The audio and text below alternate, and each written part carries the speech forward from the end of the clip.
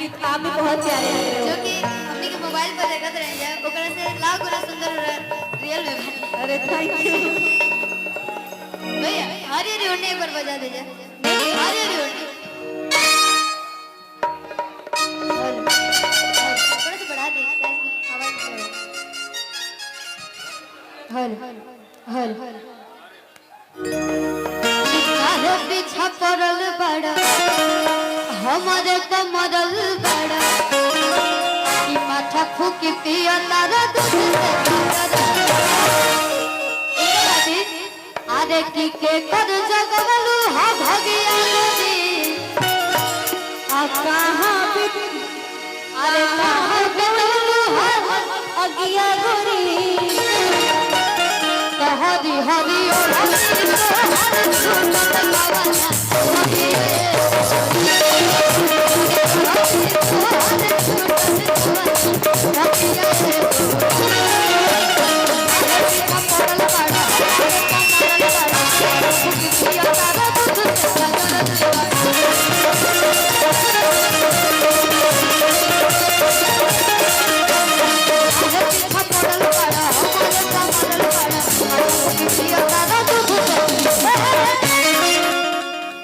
आज की के कर जगवलू हा भगिया गोरी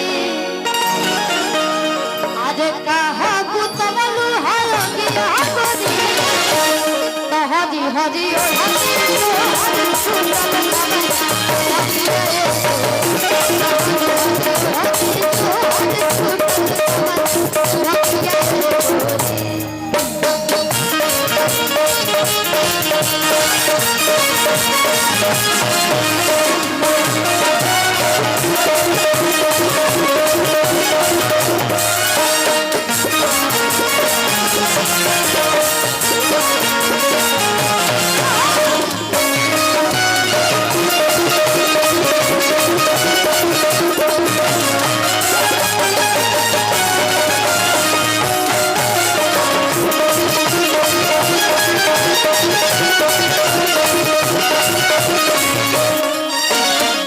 और बहुत ही प्यारा गाना आयल है जन मेरा काम कर रही दिल में जगह दबे के बोला का देबो और ये भाई लोग के मतलब कि ये भाई लोग पूछा चाहता रोरा दिल में जगह देवे बने क्या करेगा पड़े है ना जी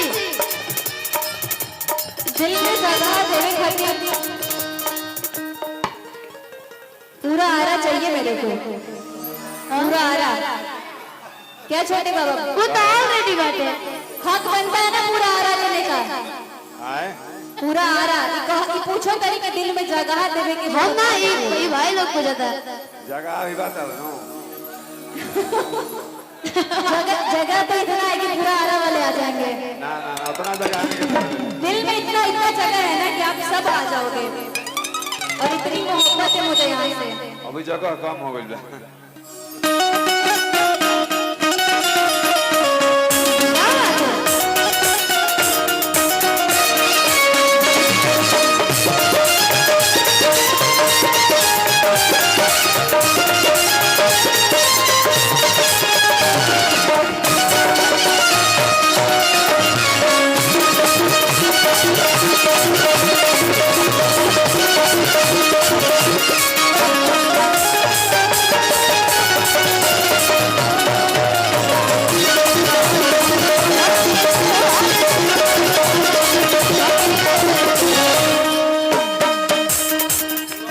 कुछ बोली इतना दर्शक लोड़ा सब प्यार करे ना तुम्हें जो लाइन गा रही थी आप भी मेरे साथ पूरा करना जैसन सोचते रहे।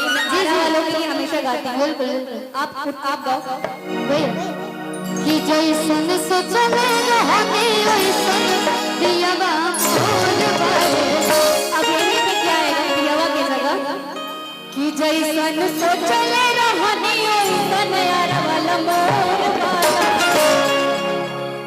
आ सब गले पे जोड़ बड़ आप सब सच में सबसे भी जोड़ो जोड़ा आप लोग का जोड़ा नहीं है कहल जलनो कि सगरों के साथ हो आरा के एगो एक बार आरा के नाम पे थोड़ा तो होना चाहिए, मर्दानगी दिखनी चाहिए ना। आज किया जाके खलाली लगवलू आज भलिया के बाली नहवा जाके न कहकवना झिला के जलेबी हऊ ए बबुनी मैं आरा जिला की जलेबी हूँ। चलिए बहुत ही अच्छा लगा था भैया कि कवना झिला के जलेबी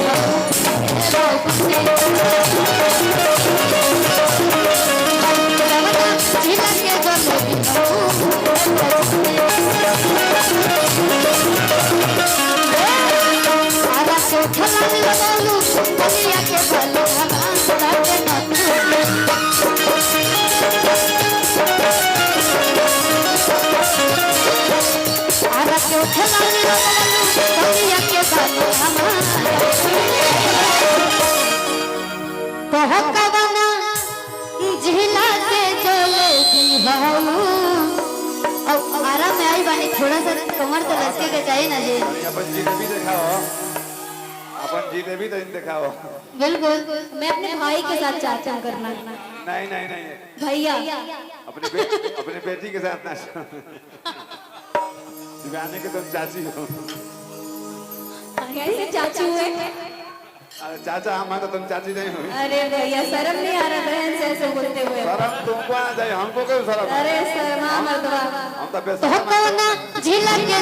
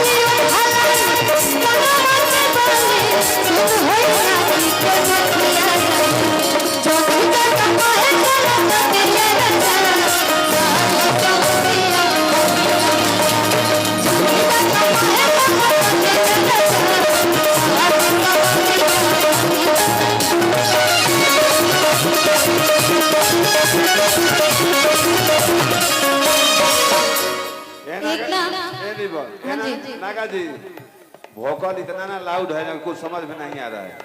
अब ठीक है भैया थोड़ा देख लीजिए। अब ठीक है। हेलो अच्छा अब शिवानी, हाँ जी मैं एक डांस देखूं आपका, कोई चले लो सहरिया पे आप कमर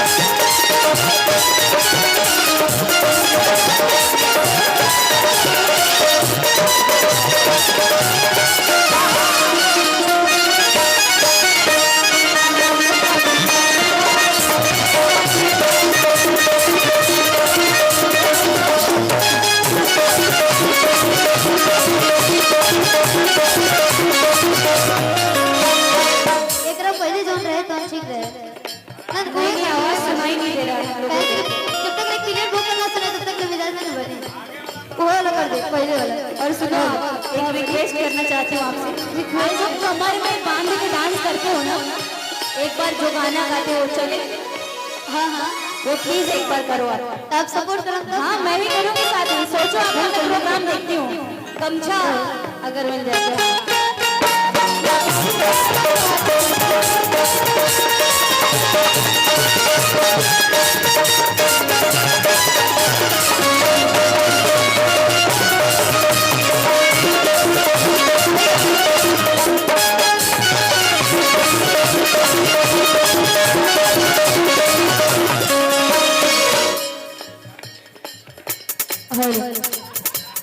अभी थोड़ी देर के बाद आपका असली वाला हम लोग शुरू करेंगे। तनी पानी पी के आ जाएंगे। टेम्पल जी बाहर का भइल बा सिल्की एकदम।